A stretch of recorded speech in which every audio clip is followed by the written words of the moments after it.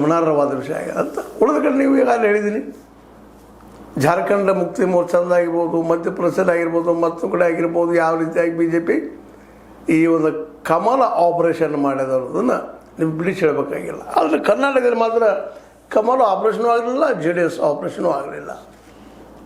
JDS ಸಾಕಷ್ಟು ಪ್ರಯತ್ನ ಮಾಡಿದ್ರು ಕಾಂಗ್ರೆಸ್ನ ಹೊಡಿಬೇಕಂತೇಳಿ DK ಶಿ ಅವರು ವಾದ ಮಾಡ್ತಾರೆ. ಅದು ಅವ್ರಿಗೆ ಗೊತ್ತಿರುವಂಥ ವಿಷಯ. ಅದಕ್ಕೆ HDK ಅವರು ಇಲ್ಲ, JDSನ ಹೊಡೆದ್ರು ಹಣಬಲದಿಂದ ಮತ್ತೊಬ್ಬರಿಂದ ಅಂತೇಳಿ ಈ DK ಶಿ ಅವ್ರ ಮೇಲೆ ಟೀಕೆ ಮಾಡ್ತಾಯಿದ್ದಾರೆ. ಒಟ್ಟಿನಲ್ಲೇ ಇವತ್ತೇನಾಗ್ಯದ ಪರಿಸ್ಥಿತಿಪ್ಪ ಅಂತಂದ್ರೆ, ಭಾಳ ಒಂದು ಈ ಒಳ್ಳೆ ಅಭ್ಯರ್ಥಿ ಆಯ್ಕೆ ಮಾಡುವಲ್ಲ ನಮ್ಮವರೊಬ್ಬರು ಆದೀತು ಅನ್ನೋಂಥ ಆಸೆಯಿಂದ ಕುಮಾರಸ್ವಾಮಿಗಳು ಬಂದು ನಿಲ್ಲಿಸಿದ್ರು. ನಿಮಗೆ ಗೊತ್ತದ ಗೋವಿಂದರಾಜು ಅವರನ್ನು. ಆದರೆ ಅವ್ರಿಗೆ ಬಿದ್ದಂಥ ಮತಗಳು 14 ಅಷ್ಟ, 18ರಾಗ 14 ಬಿದ್ದಾವ ಪಾಪ ಅವ್ರಿಗೆ. ಹೀಗಾಗಿ ಸೋತರು. ಆದರೆ ನಿಜವಾಗಿ ಅವ್ರು 28 ಬರಬೇಕಾಗಿತ್ತು, ಬರಲಿಲ್ಲ. ಒಂದು ಏನು ಆಸೆ ಇತ್ತು ಅವ್ರಿಗೆ ಅಂದರೆ, ನಮ್ಮ ಕುಮಾರಸ್ವಾಮಿಗಳಿಗೆ ಈಗೇನು BJPಯಿಂದ ಹೋಗಿರ್ತಾರೆ ಅವ್ರು ನಮಗೆ ಓಟ್ ಹಾಕಬಹುದು ಅನ್ನುವಂಥ ಒಂದು ಆಸೆ ಇತ್ತು.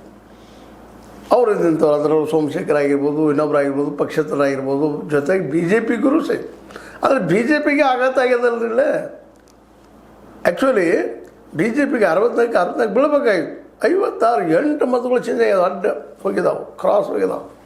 ಅವರ 8 ಮತಗಳು ಇನ್ನೊಂದು 3 11 ಮತ ಆಗಿಬಿಡ್ತಾರೆ ಕಾಂಗ್ರೆಸ್ಗೆ ಹೋಗಿದ್ದವು. ಅಂದ್ರೆ ನಮಗೆ ಹಾಕಿಸಲಿಲ್ಲ ಇವರು ಮತ ಅನ್ನುವಂಥದ್ದು ಭಾವ ಇರ್ಬೋದು ಅವರಲ್ಲೇ. ಇದರಿಂದಾಗಿ ಸಹಜವಾಗಿ ಇಬ್ಬರ ಮಧ್ಯದಲ್ಲಿ ಒಂದು ಭಿನ್ನ ಮತ ಮೂಡಲಿಕ್ಕೆ ಸಾಧ್ಯತೆಗಳು ಅದಾವೇನೋ ಅನ್ನುವಂಥ ಮಾತುಗಳು ಚರ್ಚೆ ನಡೀತಾ ಇದ್ದಾವೆ. ಇವ್ರು ಕೂಡಿ ಹೋಗ್ಬೋದಾ ಅನ್ನುವಂಥದ್ದು. ಮೋಸ್ಟ್ಲಿ ಕೂಡಿ ಹೋಗೋದು ಬೇರೆ ವಿಷಯ ಇಲ್ಲ ಅನ್ನೋದು ಸಹಿತ ಅಷ್ಟೇ ಮುಖ್ಯದ. ಯಾಕಂದ್ರೆ ಇಬ್ಬರು ಕುಡ್ಕೊಂಡು ಹೋಗದೇ ಇದ್ರೆ ಇಬ್ಬರಿಗೂ ಭವಿಷ್ಯ ಇಲ್ಲೇನೋ ಇಲ್ಲೇ.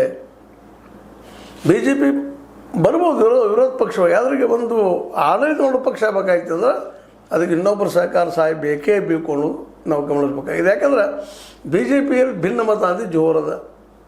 ಯಾಕಂದರೆ ಈ ತೋರಿಸ್ತದೆ, ಇದು ರಿಸಲ್ಟ್ ಶೋಸ್ ಅಸ್.